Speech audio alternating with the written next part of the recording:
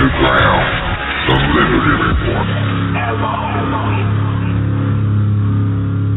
I love that. Moretti Underground, the Liberty Report. Hello, America. Welcome to Moretti Underground, the Liberty Report.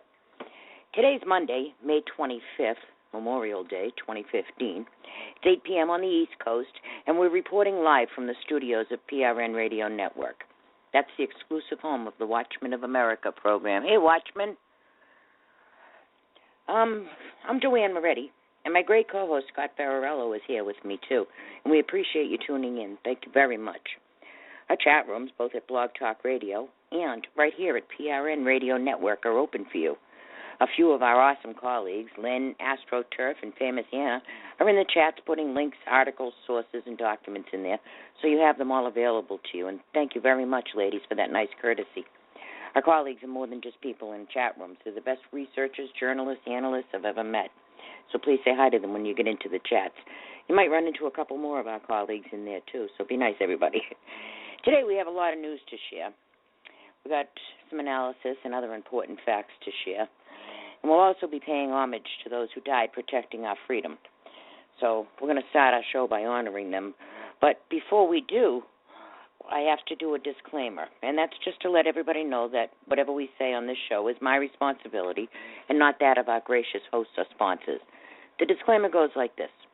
The comments made by hosts and or guest hosts or phone callers, also chat commentators, of PRN Radio Network do not necessarily reflect the viewpoints, ideology, beliefs, or anything else of members of the Watchmen of America program or the Patriot Resistance website, whether it be past, present, or even future broadcasts. Also, this show is probably rated around PG-13. So now that that's out of the way, let's open up Scott's mic here, and we'll get this party started. Hey, Scott. Hey, how you doing, Joanne? Very well. Everybody, welcome Scott Fararello. I hope you're having a nice weekend. I know it's a somber occasion, but leading up to this, I'm sure everybody's having cookouts and kicking off the summertime activities as well. So I'm hoping everybody out there is having a good weekend. Anything you want to bring up before we start the show? No, go ahead. All right. Well, like I mentioned, I'd like to pay a little bit of homage to our fallen soldiers. That's what this day is all about. As a matter of fact, I got a little bit of history in front of us. It was a general. His name was John A. Logan. And it actually started out being a Memorial Day for him. It was originally called Decoration Day, and it's a day of remembrance for those who have died in service of the United States of America. Over 24 cities and towns claim to be the birthplace of Memorial Day. While it ended up being Waterloo, New York, was officially declared the birthplace of Memorial Day by Lyndon Johnson. That was in 1966. So it's actually difficult to prove conclusively the origin of the days, but it started in the Civil War. The exact location is not known, but it is clear that it was born out of the Civil War and a desire to honor our dead. It was officially proclaimed on May 5th, 1868, by General John Logan, and he was the national commander of the Grand Army of the Republic. In his General Order Number 11, the 30th of May, 1868, is designated for the purpose of strewing with flowers or otherwise decorating the graves of comrades who died in defense of their country. This was for the Civil War, but it was also incorporated into the the Revolutionary War and every other war or conflict since. So it was originally on the 30th day of May, but now it's the last Monday of May. So that's how it began. And like I said, so on this day, on behalf of myself and our crew, we honor and salute those who fought and died for our country, for the freedom we now enjoy, whether it be the revolutionary, civil, current and former conflict wars, and even future wars. There's a debt we can never repay, and would like to say thank you. The president celebrated today. Oh, yeah, I saw that. Yeah, he had some ice cream. Wasn't it practicing fellatio on an ice cream cone? Yeah. Yes. He does that every holiday. You notice that? Every holiday there he is with his mouth open with an ice cream cone in it. Um, yeah, he also commemorated with a picture of himself with eating that ice cream cone. Not a picture of soldiers or even a picture of him laying the wreath at the tomb of the unknown soldier, which actually, of course. Didn't last year he have Biden do that? I don't know. Why even fake it, though, Just eat the ice cream cone. At least that's real. Absolutely. Right? Yep. What? He also said something strange. Jim Hoft over at Gateway Pundit said, on a Memorial Day at Arlington Cemetery, Barack Obama took credit for ending the war in Afghanistan. He says he learned nothing from his actions in Iraq. For many of us, this Memorial Day is especially meaningful. It is the first since our war in Afghanistan came to an end. Today is the first Memorial Day in 14 years that the United States is not engaged in a major ground war. Well, this might be the first year since the end of the war in Afghanistan, but we must be acutely aware that our men stand watch and still serve and still sacrifice around the world. Several years ago, we had more than 100,000 troops in Afghanistan. Today, fewer than 10,000 troops remained on a mission to train Afghan forces. Of course, nobody applauded, by the way. And while he was talking, a Taliban truck bomb hit government offices in southern Afghanistan. 15 ISIS members were killed in fighting in Afghanistan today, too. So, you notice what he didn't mention he didn't mention Iraq. He didn't mention Syria. He didn't mention that DIA report that we're going to get to in a little while. But he was out there anyhow, eating his ice cream and showing off pictures of himself and just enjoying himself. Rolling Thunder was in D.C. Over 1 million of them, as a matter of fact. That's a good sign. But it got me thinking, these Patriot bikers, and they showed up, man. I got to tell you, bikers are getting a bad rap, and I'm thinking that, remember that stuff last week in Texas with the banditos and the scimitars and the Cossacks? Well, was that to make us feel bad about bikers? We stuck up for them last week, and we were telling everybody that wasn't the normal biker that we know. But, all these Patriot bikers that showed up in D.C., I think they scare Obama. Well, yeah. And they're going to have to deal with them for now because of this Jade Helm thing. Most bikers I've ran into in the last 40 years are all hugely patriotic, pro-American, pro-military, all that. Yeah. And, this sham that went on last week, that was some stage stuff there. That's all the demonized bikers. They got to do that first. They got to. Oh, there's these renegade bikers and these, this terrible biker war somewhere. There hasn't been a biker gang war since the 70s, when the only two out there were the Hells Angels and one other one. Right. It's just more BS.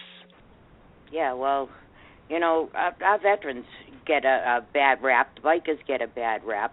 And most of the bikers that I know are veterans. As a matter of fact, you see them with the Patriot Guide, when those screwball, the Baptists, the what's the name of those? Westboro Baptists.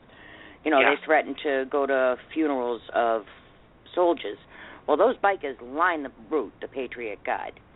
They do all the Wounded Warrior runs. They do cancer runs and Children's Hospital and Halloween runs for the Toys for Tots.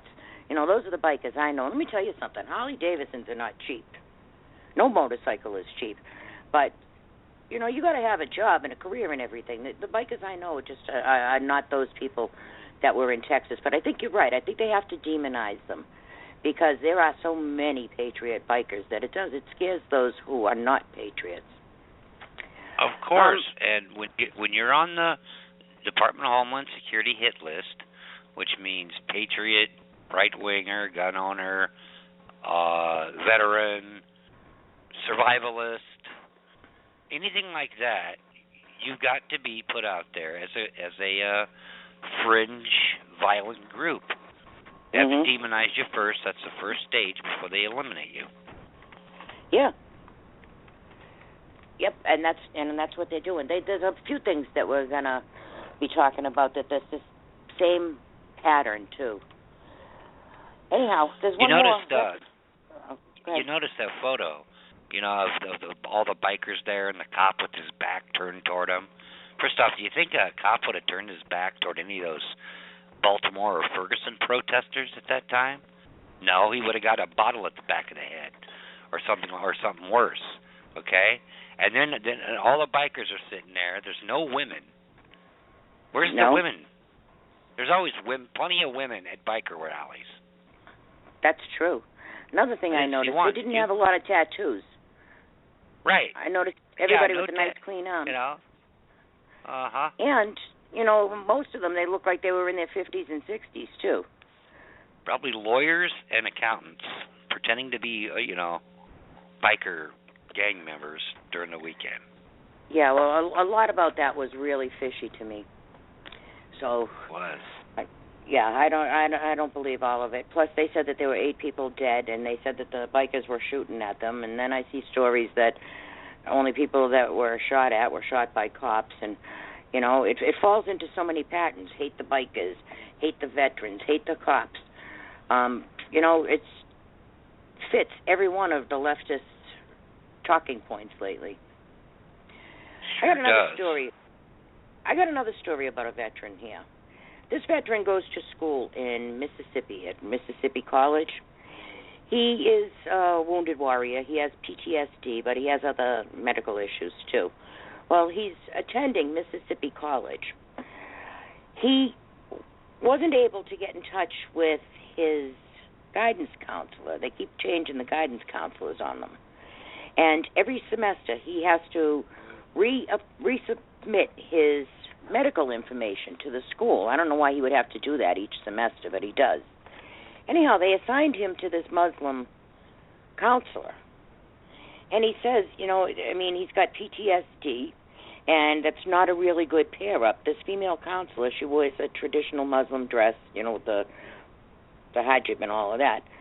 So it kind of freaks him out. He doesn't want to tell her about his medical PTSD. But somebody thought it was a real good idea to pair him up with this counselor.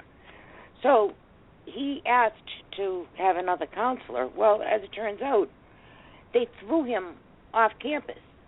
And they wrote him a note and said, at this time you're only allowed to integrate back into academics. After he had gone to the administration and he actually won his case, they still didn't let him back on. They said that, they're treating him like he's a threat.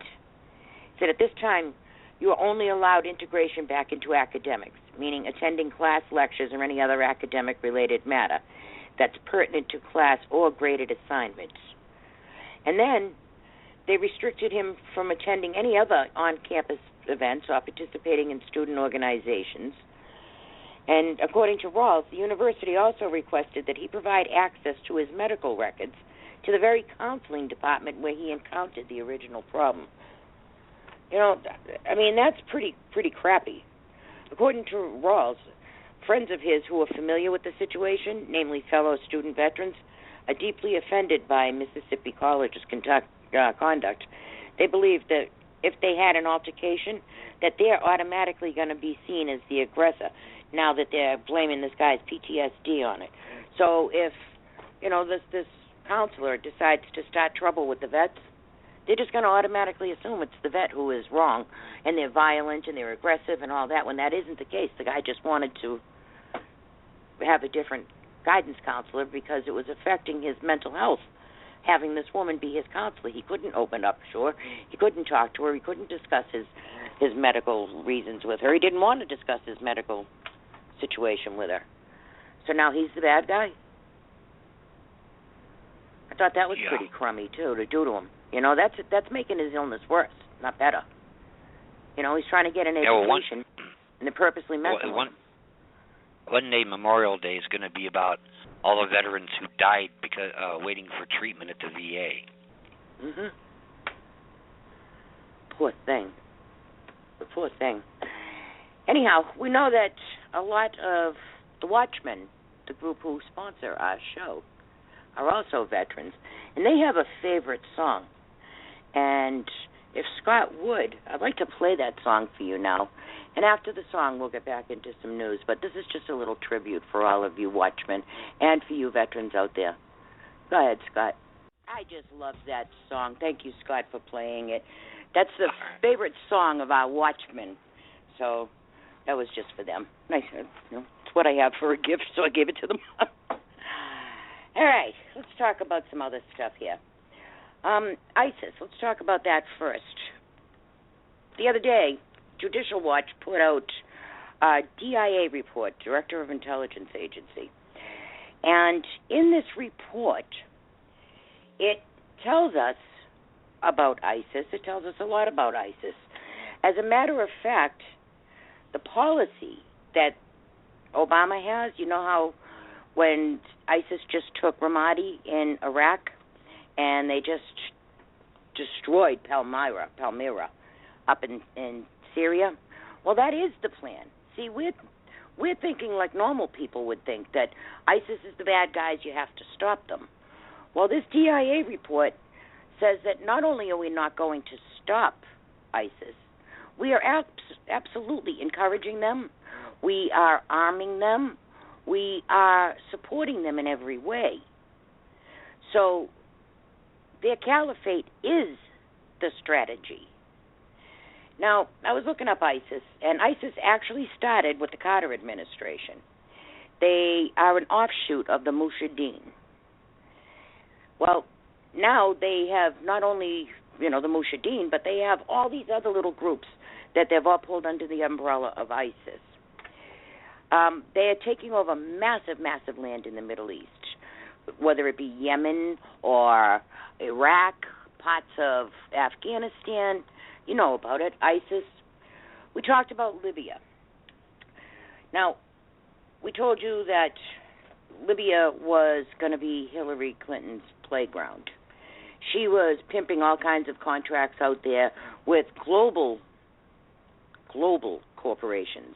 The ones that everybody's all saying, oh, yeah, the global corporations, and they're bad, and they're the 1% and all that. Well, that's what they're telling you to your face. In the meantime, they're making all kinds of deals. Now, we had deals going with France, Britain, Russia, Italy, to help us out in Libya. Well, Hillary cut them all out. She screwed the UK. She screwed Russia royally. She screwed them out of money that was owed to them by Gaddafi, and she screwed them out of the railway contracts. She decided to give those to cronies who were greasing the foundation. Ladies and gentlemen, Hillary Clinton is running a shadow government through that foundation. She's not just making deals with contractors. She's making deals with governments like Qatar. Qatar is one of her biggest donors. They are the most benefited by the contracts that she's giving out. There's port companies, too, like Gulf Tainer. We're going to get to Gulf Tainer in a minute. Gulf Tainer is a UAE organization, and they've taken over quite a few ports, including the port in Cape Canaveral, which is a national security risk. And that had to be approved by the State Department. It was finally approved by Jacob Lew, too, to get the Arabs to be able to have a 35-year contract at a port that is right next to NASA, to a military base. Nuclear subs are in port there. So how do the Arabs get a 35-year contract? Now, Hillary wanted Libya to be her own private little playground, like I started to say. She wanted Gaddafi dead, and he got dead. That went from a no-fly zone to regime change to Gaddafi and his sons being dead.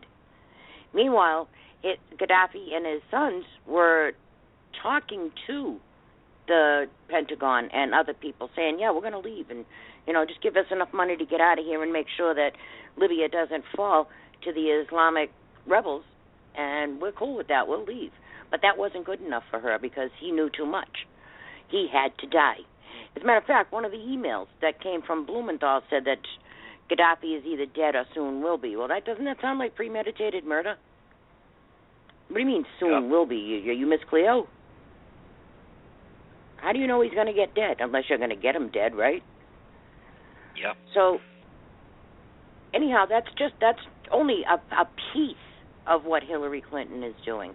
She's doing the same thing in Burma, Myanmar, they call it, Tunisia, Bahrain, all of those places. All these people are giving money to her foundation, and in return, they are getting influence and getting contracts through Hillary, even if she's screwing people like Russia. No wonder Russia's mad. Russia was promised all kinds of money if they helped us out in Libya, and they never got their money. And they were promised the railway contracts in Libya, and they never got those either. And the UK, they were in eastern Libya. They wanted some action over there in eastern Libya. She screwed them out of it. The French finally gave up because, everything that they tried to do, she undercut them. So now we find out that ISIS, their caliphate, is the strategy. That also had to come from the State Department. And that involves Benghazi and everything else, too. Look at the weapons. Now, the weapons that the CIA were after in Benghazi, they were the man-pads, the Stingers, the SA-7s, those type of things. It was very mission-specific for them. At the ambassador, though, he was helping Hillary. As a matter of fact, Trey Gowdy said that at the hearing that we caught. What's his name? Stevens was helping Hillary with her contracts. As a matter of fact, Trey Gowdy said, well, you were over there for Hillary's interests. And that guy Hicks said, yeah. So it was Hillary that did all that. The CIA compound, they were looking for the man-pads. They had all kinds of money to try to buy that stuff back, too. Hillary wanted the other stuff. When we say weapons were being run from Libya to Syria, people are thinking it was all the weapons. No, it was the small stuff, and the Turks were moving that. But it didn't break Hillary's heart or Obama's heart that they were going into Syria because, remember, we were supplying ISIS, those rebels, in Syria. So if they ended up with the weapons, most of which came from the Sudan, by the way, traveled through Libya, got on a ship for the Turks, and headed out to Syria. We weren't chasing that. She wanted it gone. She didn't give a damn where it went. But the CIA were chasing the big stuff. Anyhow, this report about the Levant is a couple of important things that you should know about. This is excerpted from the 7-page DIA declassified report that Judicial Watch put out. The general situation internally, events are taking a clear sectarian division. B, the Salafists, the Muslim Brotherhood, and AQI are the major forces driving the insurgency in Syria. Okay, so there's the Muslim Brotherhood. Now, the Muslim Brotherhood, Huma Abedin is a member of the Muslim Brotherhood. That's Hillary's right-hand girl. And then you knew Muhammad Alibiari, Obama's right-hand man. He's down in Texas now, but he's also Muslim Brotherhood. And CARE is Muslim Brotherhood. As a matter of fact, Muslim Brotherhood has been deemed illegal and a terrorist organization in Egypt and a couple other countries. But anyhow, this goes on. It says the Salafists, the Muslim Brotherhood, and AQI are the major forces driving the insurgency in Syria. The West, Gulf countries, and Turkey support the opposition, while Russia, China, and Iran support the regime. Al-Qaeda in Iraq, that's AQI, supported the Syrian opposition from the beginning, both ideologically and through the media. 4 says there was a regression of AQI in the western provinces of Iraq during the years of 2009 and 2010. However, after the rise of the insurgency in Syria, the religious and tribal powers in the region began to sympathize with the sectarian uprising. This sympathy appeared in Friday prayer sermons, which called for volunteers to support the Sunni in Syria, that's ISIS. The future assumptions of the crisis. The regime will survive and have control over Syrian territory, that's Assad. B, development of the current events into a proxy war. Opposition forces are trying to control the eastern areas, Hasaka and Derzor, adjacent to the western Iraqi provinces, Mosul and Anbar. In addition to the neighboring Turkish borders, Western countries, the Gulf states, and Turkey are supporting these efforts. This hypothesis is most likely in accordance with the data from recent events, which will help prepare safe havens under international sheltering, similar to what transpired in Libya when Benghazi was chosen as the command center of the temporary government. And if the situation unravels, there is the possibility of establishing a declared or undeclared Salafist principality in eastern Syria. That's the caliphate. And exactly what the supporting powers to the opposition want.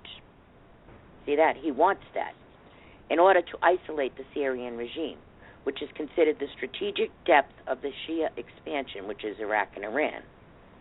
So ISIS could also declare an Islamic State through its union with other terrorist organizations in Iraq and Syria, which will create grave danger in regards to unifying Iraq and the protection of its territory. So this report says that we were supporting ISIS. We wanted to support ISIS. We've been funding and arming ISIS because we want them to go into Syria, destabilize Syria, and then what are we going to do, go in there and kill them all? Or are we just going to leave them part of the caliphate? It also mentions Ramadi in here. Ramadi just fell. Look at all the blood and treasure in Anbar province, in Ramadi, in Baghdad, all of Iraq. Look how many American lives were lost to win that, only to turn around and hand it back over to these Salafists, to these ISIS. And that's Obama's plan.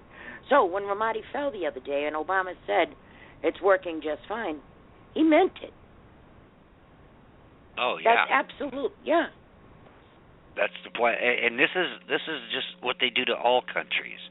They have these fringe radicals that they create themselves to go in and destabilize a country like Libya or Egypt at the time, and they go unstable, make so unstable that they have to, declare a no-fly zone, and they have to step up and help out. Of course, they don't help out. They end up, wiping out the people in charge and then installing an even worse dictator. And right. They just keep doing this. This caliphate thing. This is the same thing except on a huge global scale. They can use this group to take out large countries, cause worldwide havoc, and then they're going to have a new world army to take care of them because the United States, their army just can't do it anymore. They're just spread too thin, and they don't have the resources. Thanks to Chuck Hagel, cutting them to the bone, and get that new world order army going. Got to have a reason. Got to create got to create the problem if they want to come in with the solution later. Yeah, and you're absolutely right, and that's why they've been having this responsibility to protect. And remember when they went into Libya, Obama was saying, well, we wanted to have the UN in on it. We didn't want to take the responsibility of it. There is no reason in the planet why the United States can't take the lead in any conflict. We don't need the UN, their permission, their ideas, or any of it. They're all FOS too. But that's why. You're absolutely right. And don't forget, back in 1979, John Kerry, who is our current Secretary of State, told the Harvard Crimson, I would only like to see the United States military dispensed around the world under the command of the United Nations. So he's all for giving up our sovereignty to a foreign body, all for giving up command of our beloved military to a foreign body. And that's exactly what's going on. Scott's absolutely correct, because they are making this situation so big that even if the United States wanted to go in and clean it up, we don't have the manpower. Remember, our military's been stripped. We're barely holding on to being able to secure the homeland, never mind any place else. We don't have the money. We're getting rid of our equipment. We're cutting back on everything in our military, including brass. So there is, there's going to be no choice. Also, we all know the global collapse is coming. We're seeing it everywhere. So we're going to get to that in a minute, too, and it all ties in together. Well, like I said, Carter created ISIS, and then Biden tried to reassure Iraq after Ashton Carter was slapping them around the other day. He said, well, the Iraqis lost the will to fight. There were 6,000 Iraqi soldiers. There was 150 ISIS. The 6,000 Iraqi soldiers laid down their weapons and split. That sounds like a stand-down order to me. Leave the equipment and get out of there. Why would you leave your equipment and get out of there? Why wouldn't you take your equipment with you? Because it was left for ISIS, right? It's got to be. Yep. Why else would you leave your equipment there? Billions of dollars worth of military equipment, hardware, vehicles. They even have missiles and launches and everything else, helicopters, airplanes, everything. And we gave it to them. The same in Yemen. The Saudis are freaking out on us. The Egyptians are freaking out. The Israelis are freaking out. The Turks, they're playing both ends. The Turks are, I don't even know what to make of them. You know, they go along if there's something in it for them, and if there's nothing in it for them, they're not going along with it. So they're just, you know, they're like the fence on the street. You know, you got something, we'll take it. You know, if we don't need it, we'll take it anyhow and sell it to somebody else. But that's about it. That's what their job is. And then when Ashton Carter said that they had lost the will to fight, the Iraqis got mad and said, well, you're not giving us any support. You know, you promised us all these weapons and we didn't get them. And you're training our guys. But the jerk you had in here last time, Malachi, he fired all the generals and the captains and you know, he purged his military too. So there's no leaders over there. So 6,000 soldiers laid down their weapons because 150 ISIS showed up. Yeah, those weapons were supposed to be left for ISIS. Don't kid yourselves, ladies and gentlemen. And the Iraqis didn't lose the will to fight. They never had the will to start with. Pelosi's got it figured out, though. You want to hear her idea? Not really, but yeah, go ahead.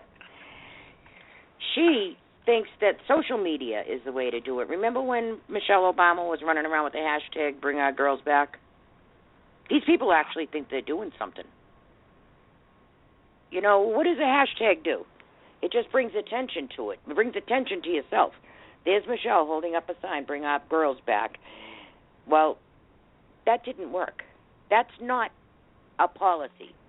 That's just a bunch of hooey. Well, Nancy Pelosi says, all right, this is from Red Dawn. The reason Nancy Pelosi believes we're advancing on ISIS is facepalm worthy. What has the Islamic State been up to lately? Oh, you know, just the regular murdering, raping, abusing, terroristy type stuff as usual. And they now control more than half of Syria, so that's awesome. But seriously, there's absolutely no reason to panic because the Obama administration has this under control. At least Nancy McBotox thinks so. On MSNBC's Taking the Hill Sunday, Pelosi admitted that ISIS is an enormous challenge, but we shouldn't be dismayed because we're totally squashing them on Twitter or something. For real. So even though they're burning women who refuse to perform sexual acts for them and impregnating 9-year-old girls, we should just look on the bright side. We own them on social media. Did your head hurt yet? It's an enormous challenge, Pelosi said, and we have to fight it on every front, including the front of social media. That's the place where they've really made more advances than you would have suspected, and that's where we have to fight them as well. So, what? You got a bunch of wannabe ISIS who aren't even actual ISIS. They're just a bunch of blowhards on Twitter, and that's who we have to fight? That's why half of it is all fake. You know what? They have a studio, and they have hackers, and they have a hotel now. I mean, it's ridiculous. Mm-hmm. 6 months ago, they were in Syria and had nothing more expensive than a dirt clod in their hand. Right. And now, this ISIS in Palmyra, they took 400 women and children and murdered them and left their bodies in the streets. You know, somebody said today over at Twitter, well, at least Obama doesn't have our soldiers in there. More soldiers aren't dying trying to clean up that mess. Well, there's a couple of things about that. Okay, yes, our soldiers are not in there dying, but there's a lot of people who are dying. 400 women and children, and no help is coming for them. You can cry for help all you want. No help is coming. And, of course, we have the UN vetting a bunch of Syrian refugees, 60,000 of them, as a matter of fact, that the UN wants to send over here to the United States. They're not Christians. If it's the Christians being slaughtered, why are we taking 60,000 Muslims? wouldn't it be wise to take the Christians out of there to save them? No help. They don't want to. They don't want to save them. No.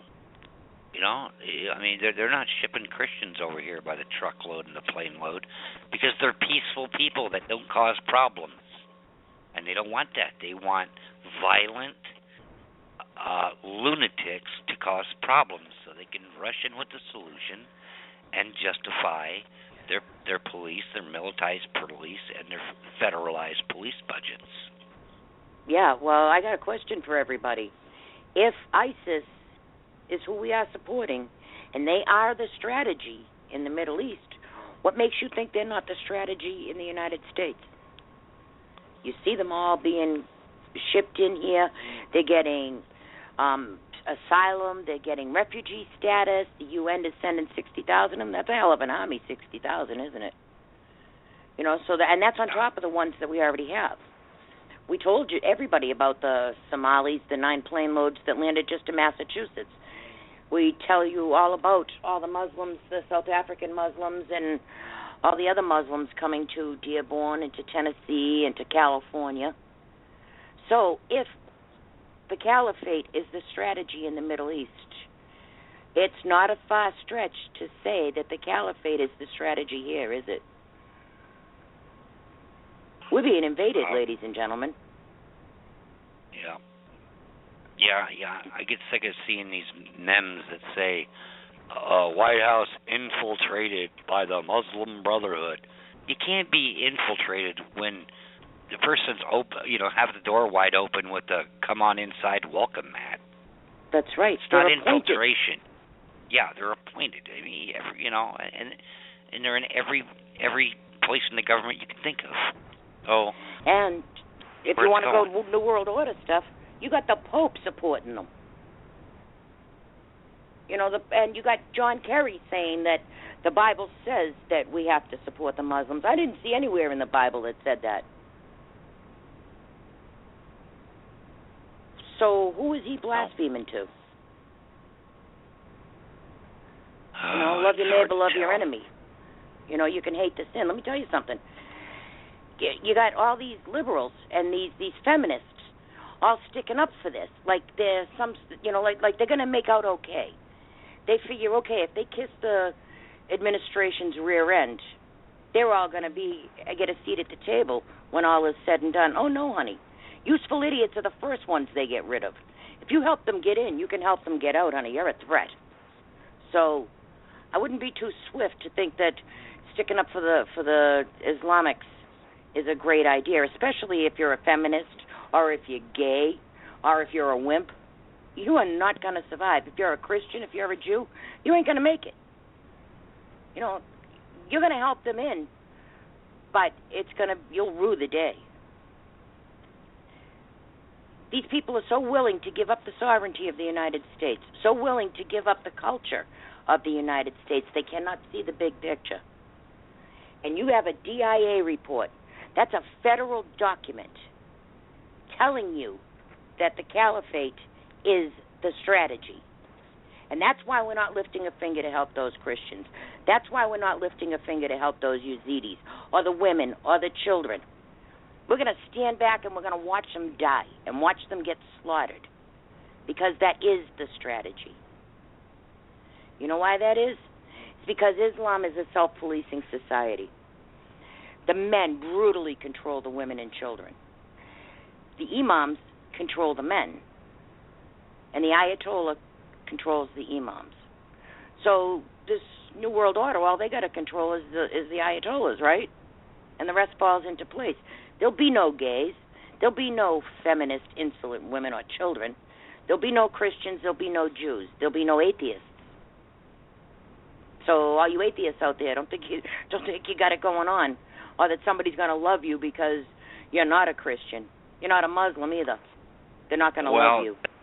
You know, the gays will be the last one they go for because, a long time ago, they thought of ways to how to destroy the family. It's one of the things in the, Communist Manifesto. You have to destroy the family, and to do that, you have to.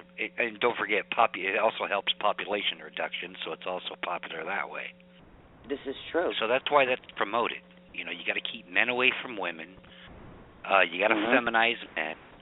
You know, you got to butch up women, you know, so they're not attractive anymore. That's where the feminist movement comes in. You know, a bunch of haters. You know, they come out with Playboy when they did, so all the men would look at these airbrushed fake models and be dissatisfied with their wives. And then they come out with soap operas, so all the women would look at these fake male model actors and be dissatisfied with their husbands. You know, I mean, it's all just orchestrated, and you don't even realize that it's happening to you. And the euthanasia and all of these, like Obamacare and the NHS in England and all of that, those are all population reduction. Bill Gates wants to put sterilants in the water.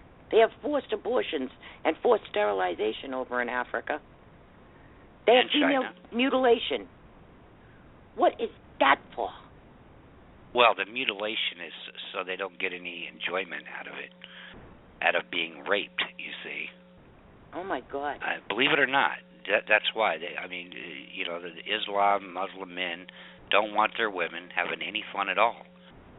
Because they, you know, I mean, you know, they're just so incredibly insecure, obviously, that, you know, keep them, you know, dressed up like in a Glad bag, make sure nobody can even see anything at all that could be considered feminine.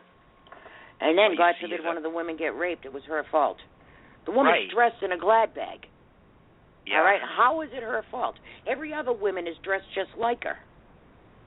To dehumanize them, to depersonalize them. You bury them under this same cloak that every one of you got to wear.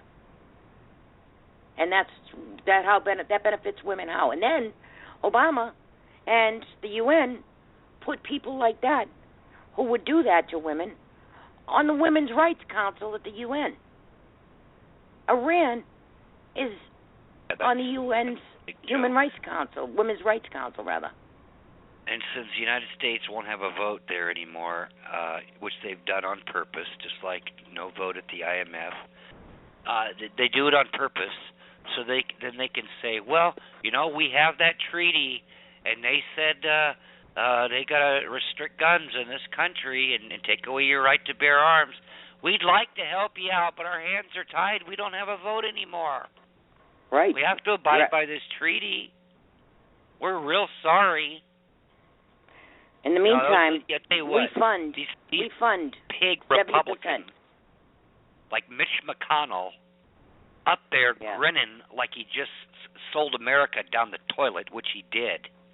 Yes. And they all have this crap-eating grin on their face, like they did something really clever and wonderful for themselves. Yeah, and you ain't kidding. They sold this country down the drain worse, almost as bad as Woodrow Wilson did in 1913. Yeah, well, I'm glad you brought up that Trans-Pacific Partnership, because there's a couple of things here that we should talk about.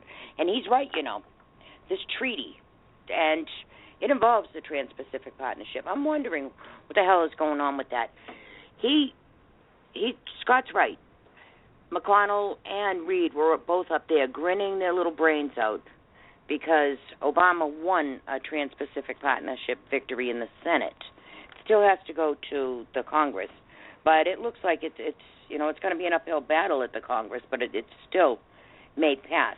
And that means that if it does pass in the Congress, it goes to Obama's desk. So he should have it by the end of the year or the beginning of next year, which will be an election year. Are they just going to give it to him, or are they going to stop it at that point? It never should have even passed cloture. Never should have even gone to debate, but it did. Now, this story from the Washington Post says, Obama won a big victory for his trade agenda Friday with the Senate's approval of fast-track legislation that could make it easier for him to complete a wide-ranging trade deal that would include 11 Pacific Rim nations. A coalition of 48 Senate Republicans and 14 Democrats voted for trade promotion authority late Friday, sending the legislation to a difficult fight in the House, where it faces more entrenched opposition from Democrats. The Senate coalition fought off several attempts by opponents to undermine the legislation, defeating amendments that were politically popular but potentially poisonous to Obama's bid to secure the trade deal. This is an important bill, likely the most important bill we will pass this year. It's important to President Obama, Senator Orrin Hatch. He's a Republican from Utah. He's the chairman of the Senate Finance Committee and primary author of the bill. So that bill was authored by Senator Orrin Hatch. And he's a Republican. Now, this bill, I got some details here, as a matter of fact, of the bill. Let's see here. It says here, what is the Trans-Pacific Partnership Agreement? The TPP is a secretive, multinational trade agreement that threatens to extend restrictive intellectual property laws across the globe and rewrite international rules on its enforcement. The main problems are twofold.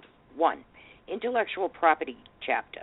It leaked draft text of the agreement show that the IP chapter would have extensive negative ramifications for users' freedom of speech rights, rights to privacy and due process, and hinder people's abilities to innovate. And two, lack of transparency. The entire process has shut out multi-stakeholders' participation and is shrouded in secrecy. The 12 nations currently negotiating TP are the U.S., Japan, Australia, Peru, Malaysia, Vietnam, New Zealand, Chile, Singapore, Canada, Mexico, and Brunei. Okay, you see China, Russia, the UK, France, Australia, any of those in there? No. So what is this agreement? Are they going to try to take over these little countries here and push them around? Or are we going to get pushed around by China and Russia and Brazil and India and all those countries, BRICS? You know, we are expecting a global financial collapse. We should actually know more about it by September 25th. There's a few things that lead me to that. And I'm wondering if this TPP isn't part of that. They're trying to get out ahead of it. So when the collapse comes, they're trying to, at least with these little countries, you know, trying to maintain some sort of a dominance. But these countries aren't even big trade partners. You know, China's telling us to kiss their rear end. Russia, they want nothing to do with us. The UK, they're up to their ears in their own grief. The same with France, the same with Italy and Greece and all of that. You know, so they're not part of the deal. So who is part of this deal, and why is it such an emergency? Yeah. And why are we losing sovereignty over it to little countries like Malaysia and Vietnam? What the hell is that about? Everyone's going to be a global citizen. Nobody can. That's why they don't want any national pride. That's why they destroyed a lot of the national pride on purpose. Yeah. And how do you do that? Well, you treat people you're supposed to treat great. You treat them like crap, like veterans and people that were naturally born here, and you give all the benefits to illegal aliens and criminals. That's how you destroy national pride. Absolutely. And with a leadership like this, you alienate all your allies and you buddy up with people that want to kill you. That also destroys national pride. But there can't be any national pride in a global government, nor can there be any private property or Constitution, Bill of Rights. It's going to be the United Nations Bill of Rights. Exactly. Constitution, which is horrific if you read it. Yeah, and those countries that we didn't mention, like Mexico and Canada and, and the ones we did mention, China and all of that, they're already buying up land and property and hotels and corporations and ports, airlines, everything in this country. So, of course they want to have a say in the national politics and everything else. You figure if the Arabs own half our ports and the Chinese own the other half, what do we own? We're the landlord. We just collect rent, but they have a right to privacy. They can run their ports any way they want, just like if you are a house owner and you rent it out to your tenant. You don't have the right to just walk in there and make rules or anything else. you have the right to collect your rent and leave those people alone. You don't interfere in their lives. Well, that's the same thing. You know, when you sell off parts of a country, like, look at Bloomberg's trying to buy London, by the way. But if you sell off the ports and you sell off your whole infrastructure, and you got Chinese solar companies in Nevada, and you have Arab hotels all over the place, and Arab entertainment, and Hollywood is owned by the Arabs now, and Brunei and Qatar and all of that. We're already sold out. And there's Hillary making more deals with these corporations. As long as they grease the foundation, they get the contracts. She's not selling those contracts to Americans. She's selling them to big donors. If they happen to be American, that's okay. But if they don't, that's okay too. Then she's running that shadow government right through the Clinton Foundation. Oh. I sure would like to know what their motivation is and what they're being blackmailed for. And I mean, do you think once the powers that be, the people that really control everybody on this planet, what's going to happen to these people when there's no use for a Senate and a Congress anymore and a House, you know? They all think they're going to get this magical key to an underground bunker, but you're not going to be needed anymore. Once this global takeover is done, there's going to be no need for a John Boehner. There's going to be no need for a Mitch McConnell or a Harry Reid. That's why they're called useful idiots. Yeah, we'll just have a CEO and a board of directors. We're not even going to have a constitution. We'll have a company plan, business plan. This is really bad, ladies and gentlemen, and it all ties in together, especially that caliphate. If they want a caliphate over in the Middle East, then you know damn well they want a caliphate here, too. It's not a coincidence they're importing all these Muslims. It's not a coincidence they're selling off all of our land and water rights. We're selling water to China out of the Great Lakes. China has dibs on our water in the Great Lakes. They have a contract. Yeah. Everything's being turned over to them. China's going to be like America was, 100 years ago. It's going to be all starting all over, but it's going to be China. And they won't have to take over businesses and companies. They already own them all. So, that's the new king on the block. You know those ghost cities cities in China? Yeah. Did you ever see the pictures of the ghost cities? They built these huge cities. Yeah, I have. And nobody's in them. I'm wondering if when, they take over the global dominance, that those cities aren't for, say, Americans who are chasing work. They got to go over to China to keep their old job because their company went over to China, too. I'm wondering if those cities aren't for us. I don't know. The Patriot Act didn't pass the other day. Actually, Rand Paul was pretty instrumental in blocking that, but this is only temporary, guys. It's going to be voted on by next Sunday. This is from Patriot Update. The Senate blocked reauthorization of the Patriot Act early Saturday and left for Memorial Day recess without a clear plan to reauthorize the bill before it expires May 31st, which is next week.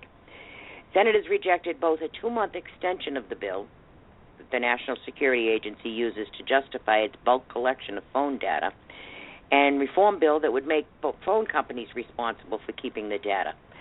The House overwhelmingly passed the reform bill, the USA Freedom Act, and won't be back in session until June 1st. The Senate will return from recess and resume debate on the bill a week from Sunday, just hours before the Patriot Act expires. That's next Sunday. So they're not even going to be around this week. Do we really want this law to expire? Majority Leader Mitch McConnell said on the Senate floor after the votes concluded around 1 a.m. Saturday morning. We've got a week to discuss it. We'll have 1 day to do it. So we better be ready next Sunday afternoon to prevent the country from being endangered by the total expiration of the program that we're all familiar with.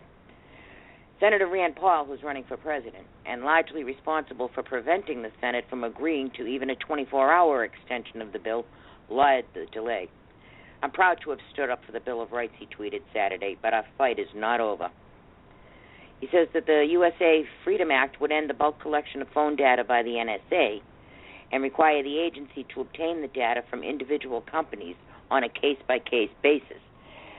Defense hawks worry that the process would be dangerously cumbersome and inadequate because companies are not required to keep the data.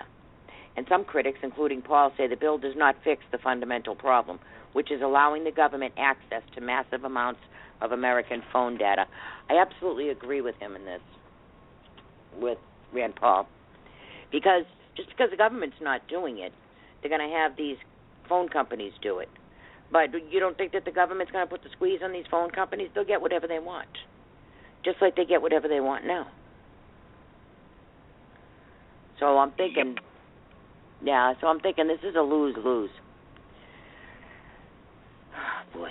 Right. It's supposed to be a lose-lose. It's to give all the power over to the global government, so the 6 corporations or 5 that own all the news media and everything own everything, and everything you buy is going to them, and they'll decide whether they put GMO in it, and they'll decide what they do to it, how much you get. Mm-hmm. And if you don't like it, they'll just cut off your supply, and you won't be able to go somewhere else. It's complete free marketing destruction. Yeah. There is no free market. And our government, they take our rights away from us, and then they sell them back to us, like water rights on your own property. Yeah. Even your own property. They take your property away from you, and then they charge you property tax to get it back. And you never really own it. Later. Yeah, they can. Yeah, you don't own anything now. You don't own anything now, especially property.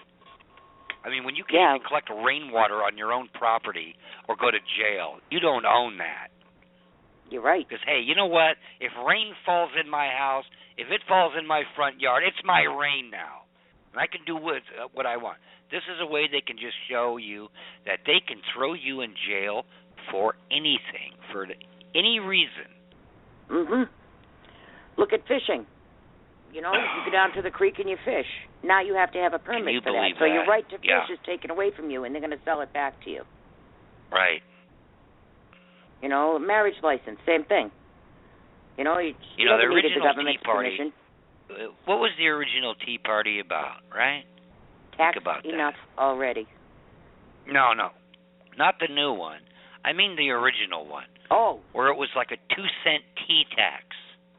Mm-hmm. Because it's slavery and it's tyranny to charge somebody something for nothing. Right. And now, that's extortion. Look at what it is now. They tax everything. Martin O'Malley taxing the rain. It's ridiculous. And with this carbon tax, they're taxing the air now. Yeah, they're saying, the carbon is raising exponentially. Well, that might have something to do with the 9 active volcanoes.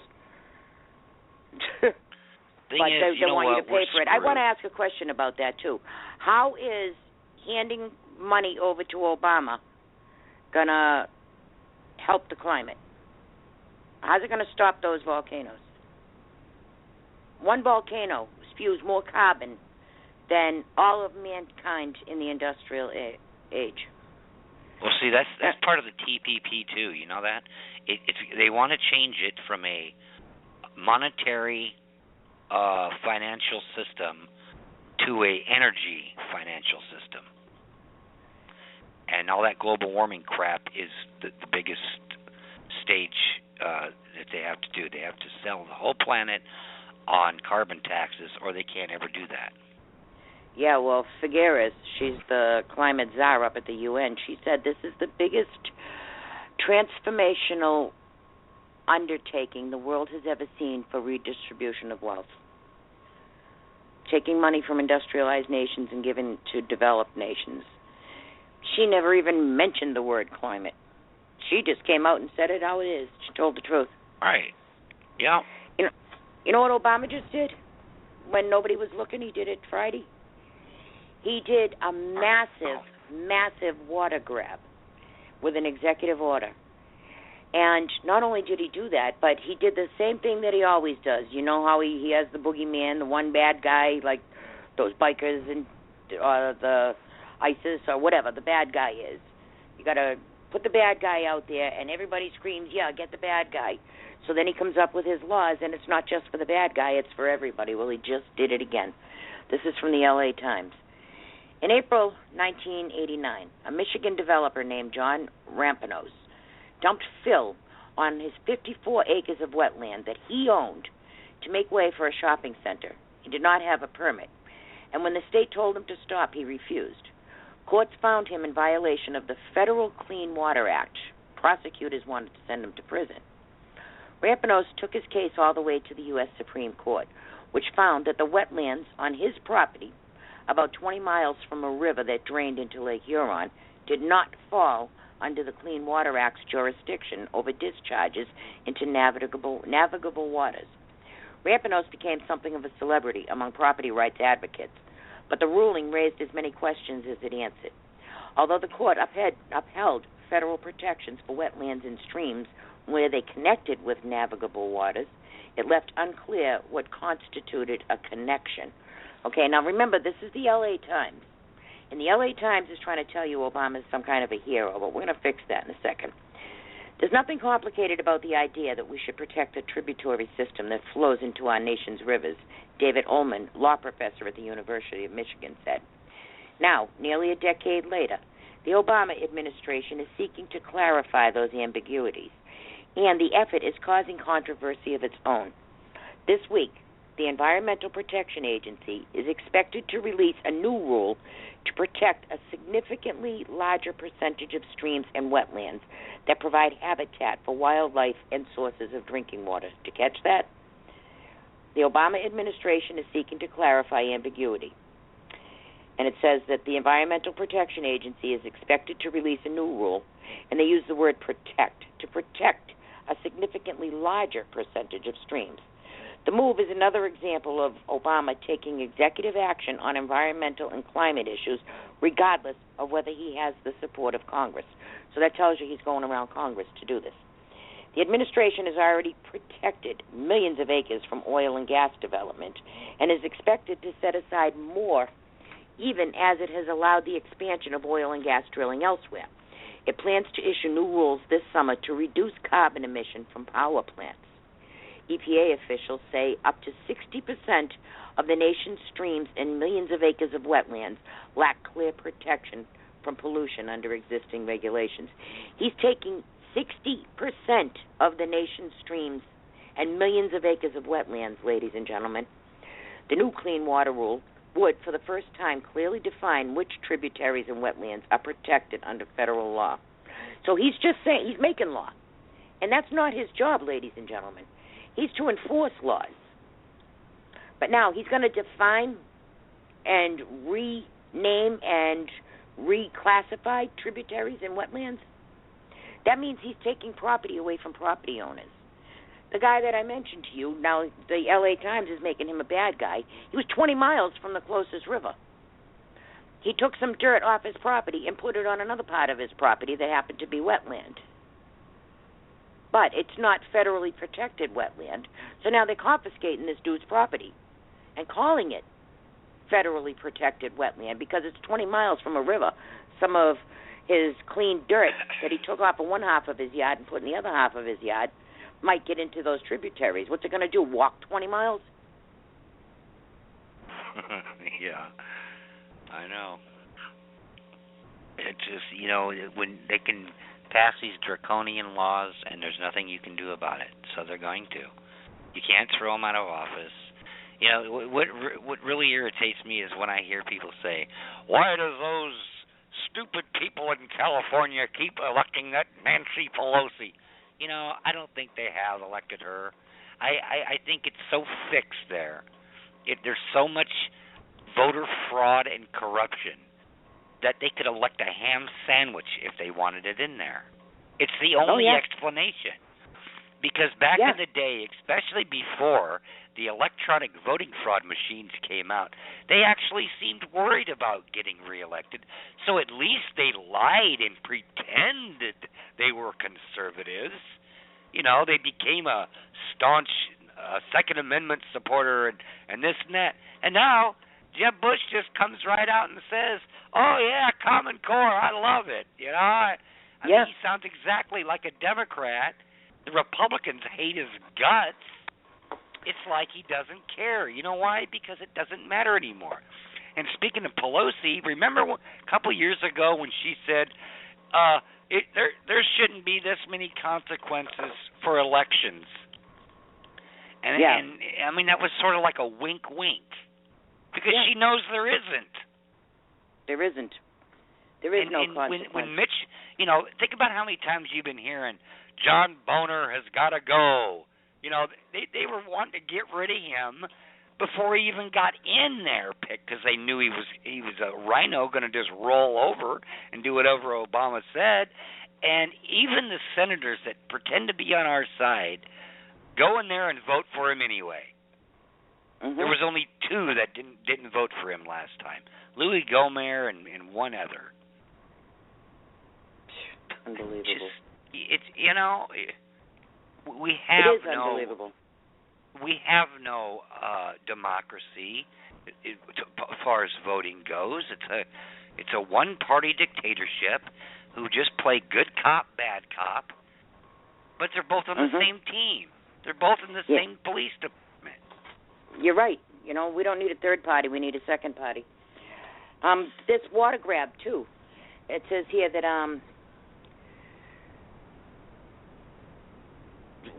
the final rules would clarify that washes and other ephemeral streams is if you got a dry creek bed.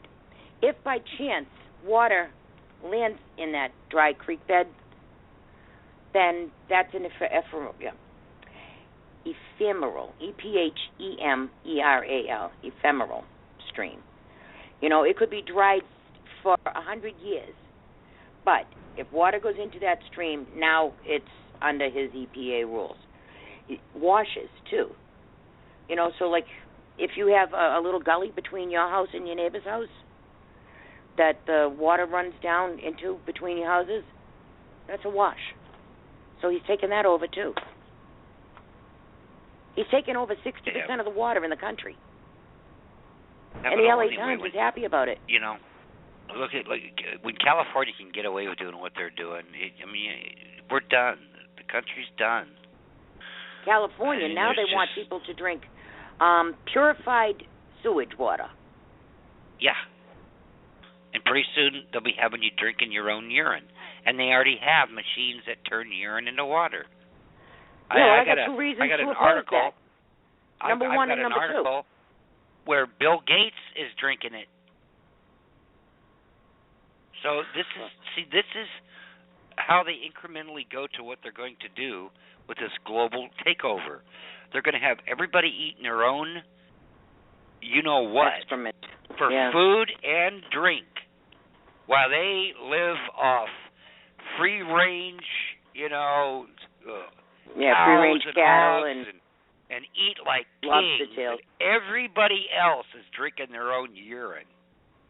Yeah, that's that's future, pretty creepy. Folks. That's pretty creepy to ask your population to do that. Wouldn't you truck in bottled water to them before you would do that? Wouldn't you redirect the streams? There's 9 little tiny fish. You could fit all 9 of them in the palm of your hand. And that's the reason they're giving people to stop the water flow. When we know damn well that's not the reason they stop the water flow. They don't give a damn about those smelts any more than they give a damn about you. That's to keep the water pressure high, to keep the Pacific Ocean out of the river. When the river goes low, the Pacific Ocean comes further inland. When the river is high, the pressure of the river keeps that water at bay. You just have the brackish area where the bay meets the river. Well, if the Pacific Ocean comes down that river, salt gets into the river, and that will screw up the grapes. That will screw up Nancy Pelosi's grapes in northern part of California. So they have to keep the pressure high. I'm sure her compound is doing fine. They have ways to make sure they don't have to feel any of the pain. Everybody else does, except for them, you see. Absolutely. All right, let's take a quick break. And when we come back, I still have a whole bunch of stuff to tell you, too. There's so much more that we didn't even get to yet. We'll be right back. We are proud to introduce Rust Bullet.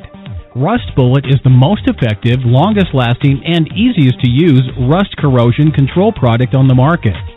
Rust Bullet's superior patent technology permanently stops rust and corrosion.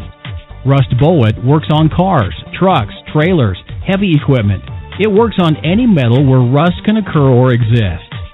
Rust Bullet can also be top-coated with any good non-latex paint, although not required. Find out more by visiting our website at www.vonmehl.com. That's VONMEHL.com. Click on our products and then select Rust Bullet. You can also call us at 207-795-7632. Stop allowing rust to destroy your expensive investments. Get Rust Bullet today. Get free shipping now for a limited time.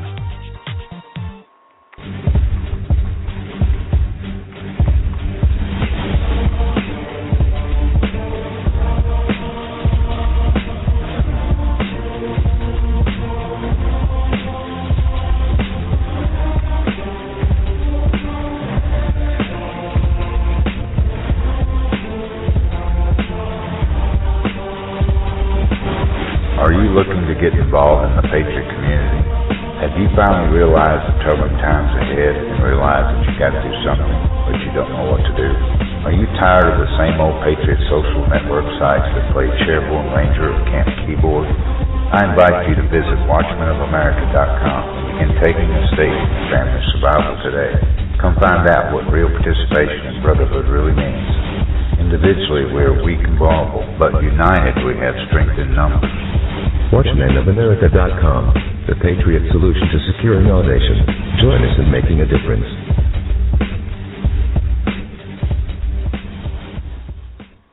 Hey, ladies, don't forget you're watchmen, too.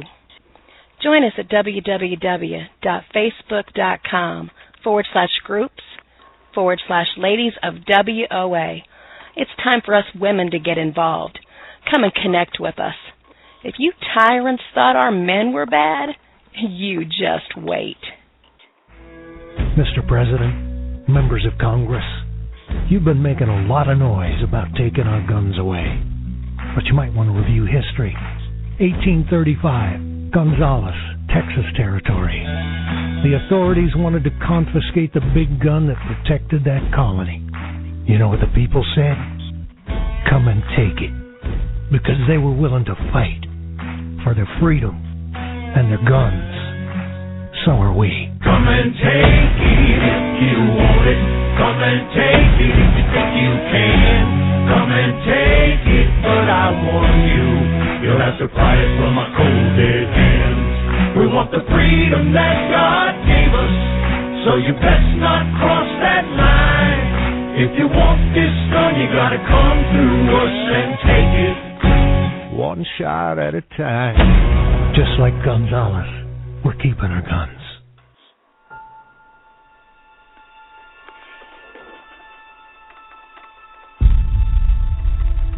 Coming this summer, a story of hope.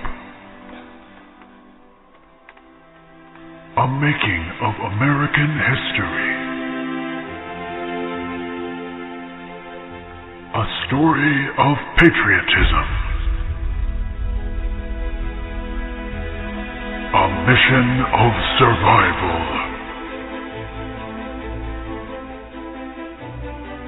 There's no more room for error.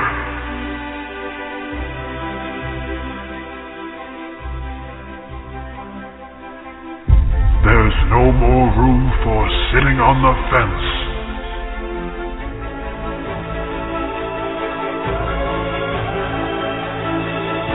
You are the resistance.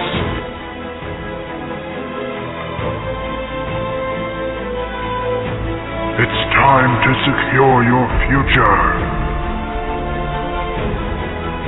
It's time for all of America.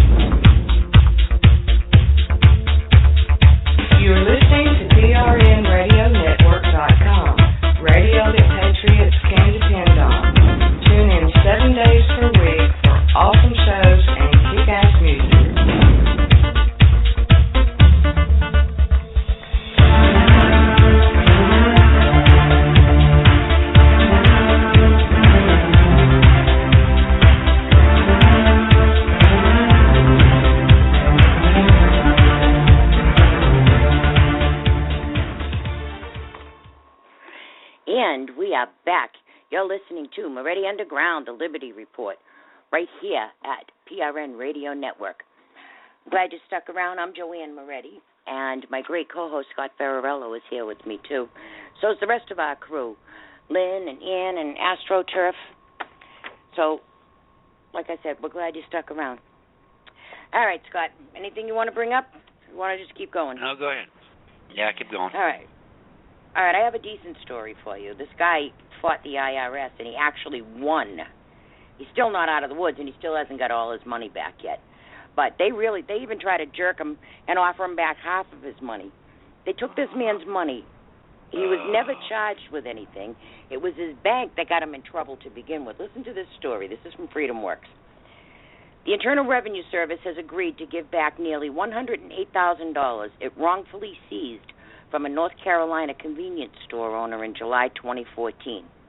In dismissing the case against the seized cash, the powerful tax agency cited a policy change announced by the Justice Department in March that restricted civil asset forfeiture in so-called structuring cases, where the individual from whom the money is seized is not charged with a crime.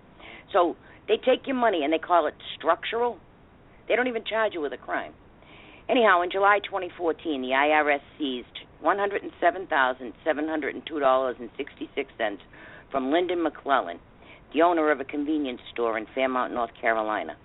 McClellan, on the advice of a bank teller, made frequent cash deposits under $10,000.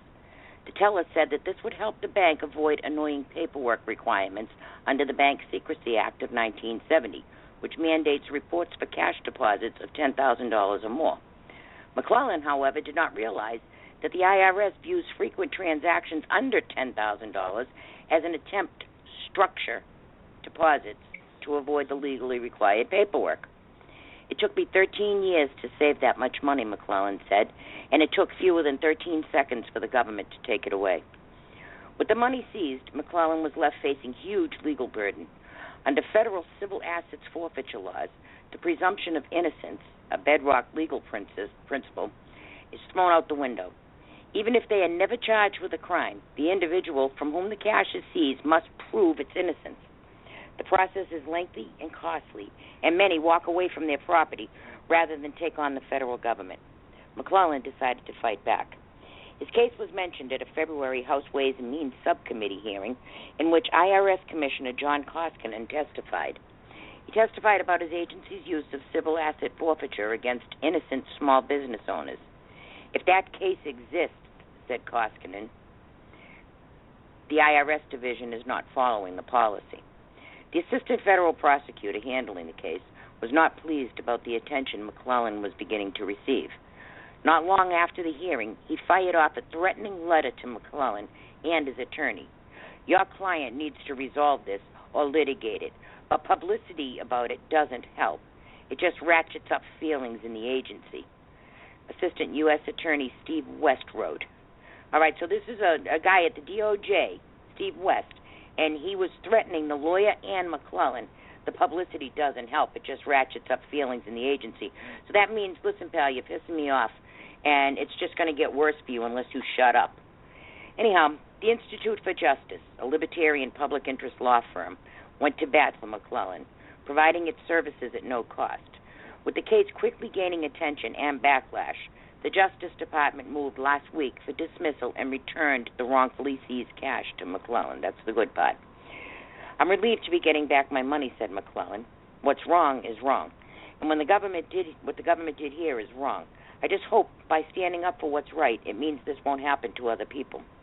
McClellan and the Institute for Justice are still seeking additional compensation. Before the Institute for Justice stepped in, the convenience store owner spent $3,000 to hire an attorney to fight the seizure and $19,000 for an accountant to conduct an audit of his financial records. He's also seeking lost interest on the cash. So here's this guy minding his business. The bank teller tells him, well, if you put in more than $10,000, we got to do the paperwork. So just keep it under $10,000. So he did that, and then they said, well, he's trying to be shady, not to do the paperwork. So we're just going to take his money. And then they send him a letter. As this goes on, it says that they offered him half of his cash to shut up, and he didn't take it. This is what I mean.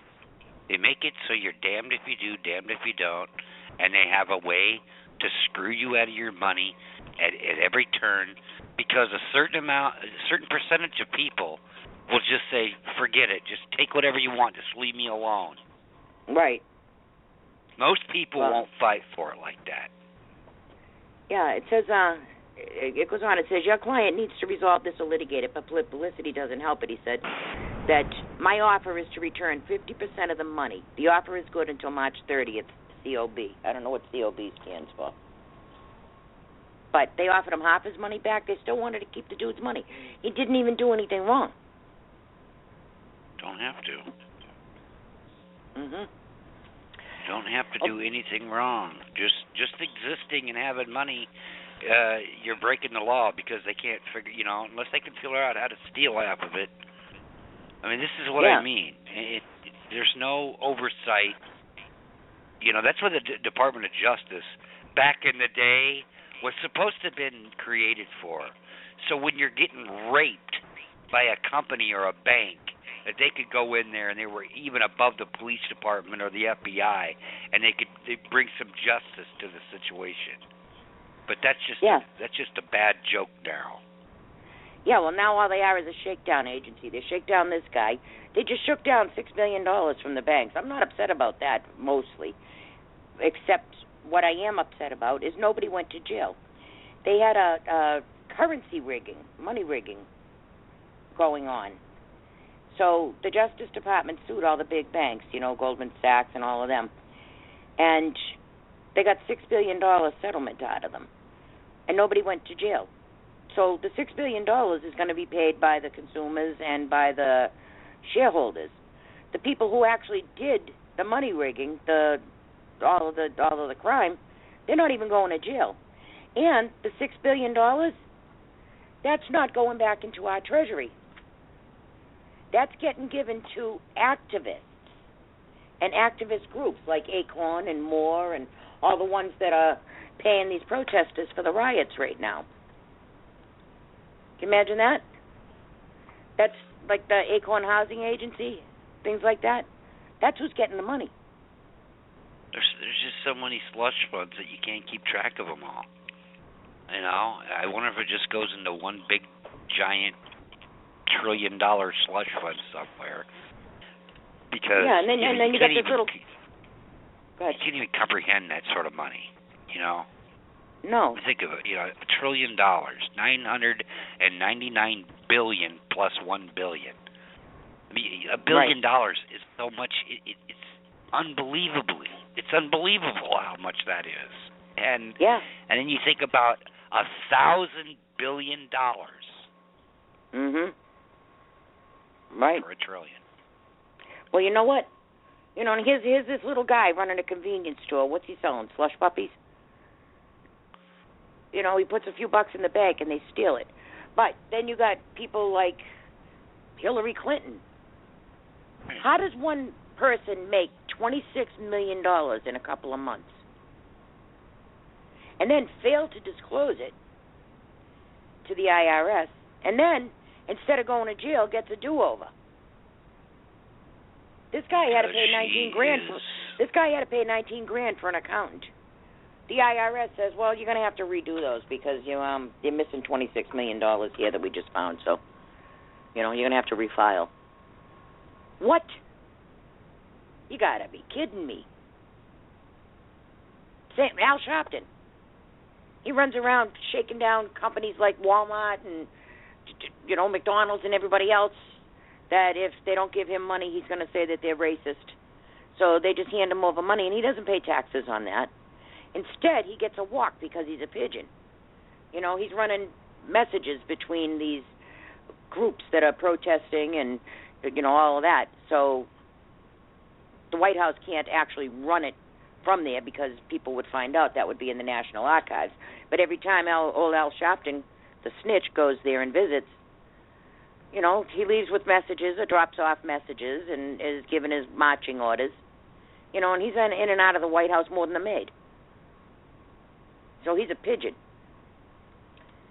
Oh, he's much more than that. He's Obama's. He's a race baiting czar. Yeah, he's the race czar. If you don't like what Obama's doing, you're a racist. I'm so sick of hearing about racists, too.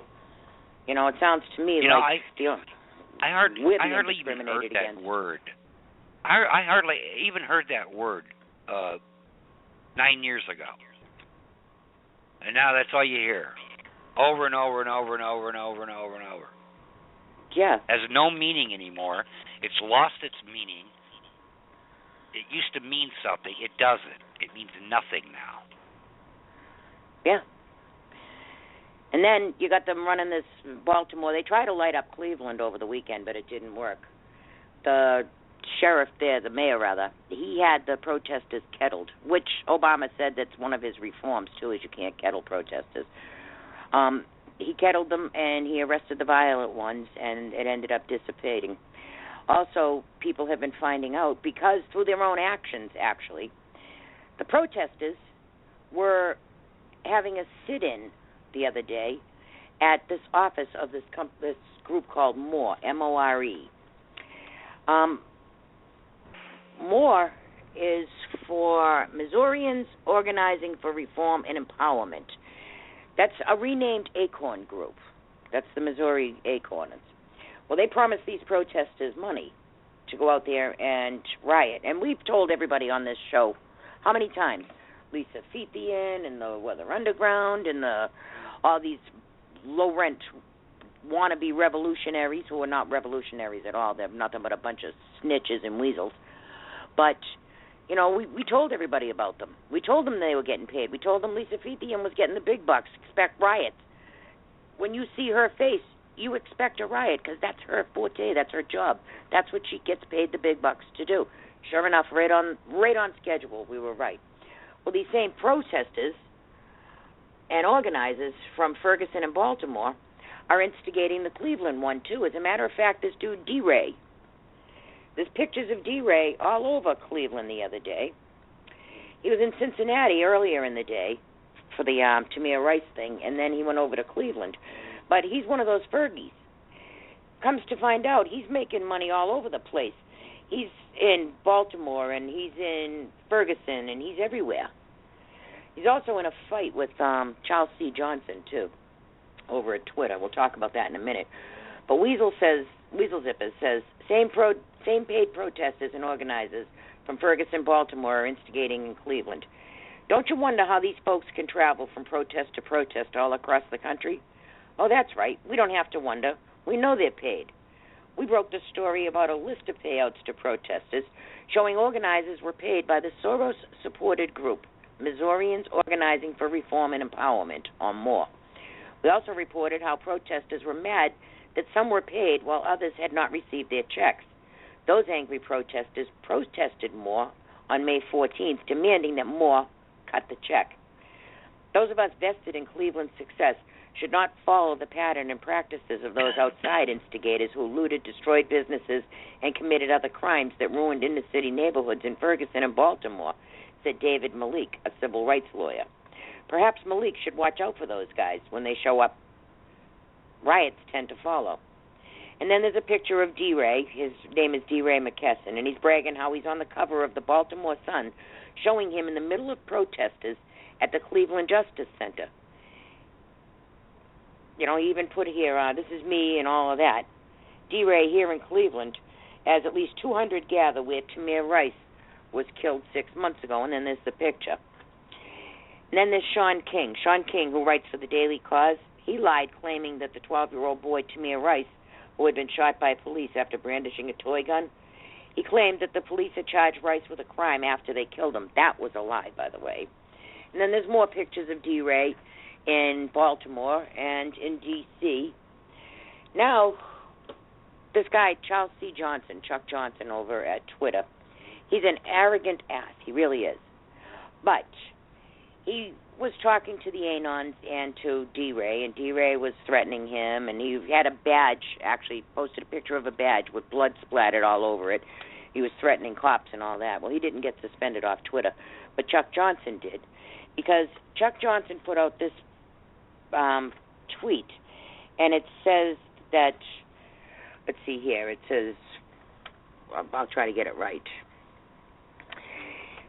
anyhow, he said that, if you want to contribute $1 to take out D-Ray, then here's a link, and he gave a link to his GoFundMe. Well, they twisted that whole takeout, if you want to take out D-Ray.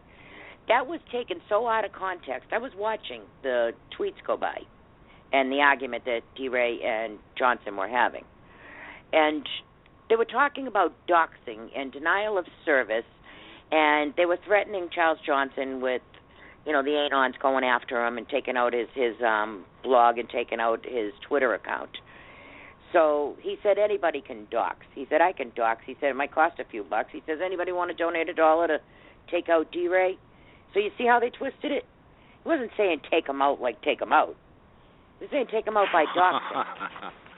Yeah. I know. Yeah, but now they do it. D-Ray and Sean Smith and Basim Masri, these are all the big shots, Fergie people, the activists, the paid activists. Well, they are tweeting, they're putting in like the little @ circle, @FBI, @Twitter. So here's these people out in the street yelling FTP, which is F the police. And then on Twitter, they're snitching to the FBI and Twitter about Charles Johnson. So they're what, revolutionaries? No, they're not revolutionaries. They're paid agitators, and they're snitches. The same people that they're saying F the police to, they go running to the police to snitch on Charles Johnson. So right there, that tells you they're ghetto wannabe low-life trash. They are not revolutionaries. What revolutionary ever was held to wrap yourself under the yoke of a tyrannical government? These people are screaming for more government, not less government. That's not revolutionaries. That's idiots. All right, and here they are running around like they're some kind of a big shot, when all they are is low-life snitches, low-rent ghetto wannabes. They wouldn't know a revolution if they tripped over it. And then they get on Twitter and they have arguments with a guy like Charles Johnson, who he can be an arrogant ass. I'm not saying anything, great about Charles Johnson, except that I'll tell you, some of his stuff is really good. The guy can find facts. But, they're going to take him out. They're going to snitch to the FBI. I thought it was F the police. So why are you sending messages on Twitter to the FBI about some guy who was threatening on doxing you? He wasn't threatening on harming you, and everybody damn well knows it. It's probably and here they are. Yeah. Half of them are. The ones that are ratting out to the feds are probably feds. Yeah. And more, of course, is funded by George Soros, and the Times put that out through his Open Society Foundation. So the New York Times even says that. And OFA, of course. And here they are. In the meantime, after they get the whole place agitated, and after they have riots in Baltimore, and they allegedly have this gang truce, well, what happened to their truce? 26 shootings, 9 of them fatal, just over this weekend. May 24th, 1600 block of Hazel Street, firearms discharge. A walk-in shooting victim at an area hospital when they arrived. He was shot in the ass. Another one, this guy was shot in the back of his head. They located a second victim here, a woman. She was shot in the back and was laying in the street. So they're shooting men and women and gang members, and a little 7-year-old kid got shot. So what happened to their truce? What happened to their one Baltimore? And, the gangs are all coming together and everything's just hunky-dory. These 26 shootings didn't even make the paper. We found them through the scanner. Think about Chicago and what doesn't make the paper there. It's like a war zone. Yeah. Absolutely it is. And here's these people running around like if it wasn't for these bad cops or these bad people or the white people or whoever the hell they're blaming this time, everything would be fine. Well, there are no white people there. The cops are backed off, and everything's still not fine. When you got the same party for 50 years, And they'll probably have the same party for the next 50 years, and they'll complain, the whole 50 of them, that they need change. Yeah, you complain you need change, but you don't actually want change, or you would have changed it by now. 50 years? Cummings has been there 30 years. He was screaming the other day how the government has neglected Baltimore for decades. In the meantime, he's been there for decades. So is he confessing? Is it him that's neglecting them? And what happened to all the money?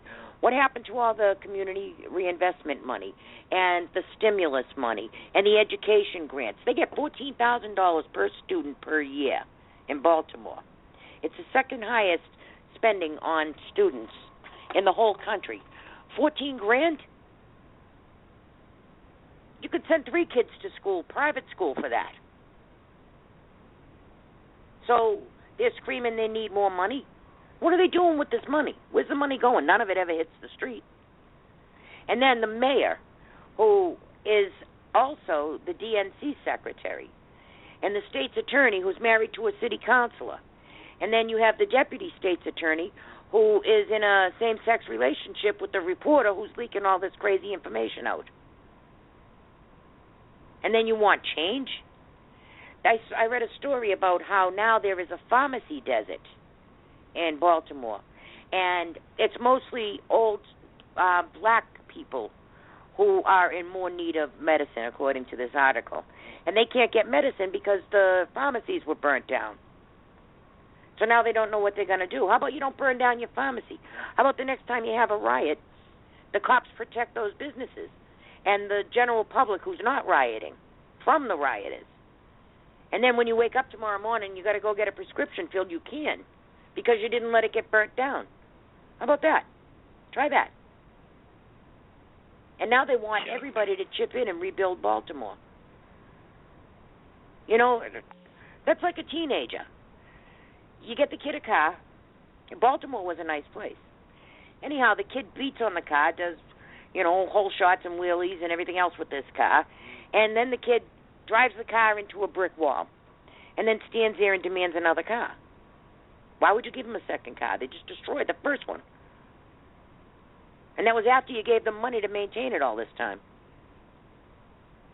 Yeah, how many when those bikers got killed, how many businesses got burned to the ground and looted? I'm just wondering what the count is on that. I don't know. Oh, 0? Yeah, 0 I think the count was. Yeah, amazing? 0 my eye. How come? No, the bikers. Bikers didn't riot and burn down any businesses. No, I don't believe that. That's I think that was saying. A stunt. I think that was a stunt to turn bikers into the bad guy. They were building a straw man there. That's what I mean. And even if they would have gotten killed, they wouldn't have burned the whole neighborhood to the ground and looted for 3 days and had a mayor tell the police to stand down. Would they? No. No, they'd have been dead. That's what they would have been. Yeah, well, and not only that, but it isn't even the decent people in Baltimore. Thank God that mother went out and grabbed her kid. They're paying people to do this, and they're paying people to agitate. And then they suck in people like that woman's kid to join in the fracas because they make it fun. Come on, join us. Come on, join us. Meanwhile, the ones yelling, join us, they're the ones getting paid. And that's why those police had to stand down. So the activists wouldn't get hurt, the ones that were getting paid. That's why they stood down. They were supposed to stand down. And the cops damn well know it. I wouldn't have stood down. I would have said anybody inciting riots is breaking the law and I'm arresting them. They're inciting riots. That's against the law. Yeah, well, I don't think the cops were told. I don't think the cops were told that was the plan. Because that turns into looting and arson. That's why it's usually arrested before it happens. And unless that's the goal. Who is that mayor and Cummings to make those cops stand down and subject the businesses, the business owners, the property owners, and the innocent people who were harmed? Who were they to offer up those people as a sacrifice to these activists? Oh, it's just property, the mayor said. Those are her words. It's just property. It's not just property. It's livelihoods. It's the livelihood of a neighborhood. So that CVS drugstore was just property, and it was okay to burn it down. Well, now where's these poor little black old ladies going to get their medicine? Didn't anybody consider that? And CVS is saying, nah, we didn't want to be there in the first place. We're not coming back. So who made out there?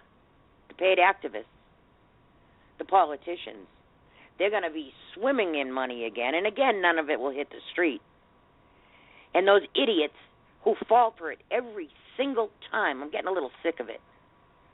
You know, it's time for people to wise up. You can't keep doing things like this. And you can't keep allowing this stuff to happen. And if you love this country, you got to do something. You got to start making some noise. The silent majority is irrelevant. Brigitte Gabriel said that. Really, if you're going to stay silent, what's the sense of even, being in line? Don't even bother. Don't say anything. Don't complain about anything. The silent majority is irrelevant. You got to start making some noise. Get relevant. Yeah. Last story, Obamacare increase. Found this article just before we came on air. Major insurers, this is from Breitbart, major insurers in some states are proposing up to 51% premium increases for health plans sold under the Affordable Care and Patient Protection Act. 51%. So if you're paying, even if it's 50%, if you're paying $500 a month for insurance, you're going to start paying $750 a month for insurance. You got an extra $250 a month? Does anybody? Except Hillary? Nobody does. Here's this great plan, and not only is it going to cost you another 50%, but you're not going to get any care from it. Your care will be rationed. If you're over 55 years old, I don't care if you're paying $1,000 a month for your insurance, you're not going to get any care. So you pay $1,000 a month for insurance, and then your care gets rationed. So if you do want care, it's going to cost you another $1,000 out of your pocket. So now your insurance went from $1,000 to $2,000. One for the insurance and one for the actual care. But you got people saying, oh, this is wonderful. No, it isn't wonderful.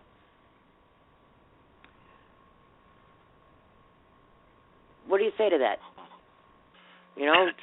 They'll pay for you to abort your kid, though. That way they don't have to pay to care for your kid, I guess. Oh, sure.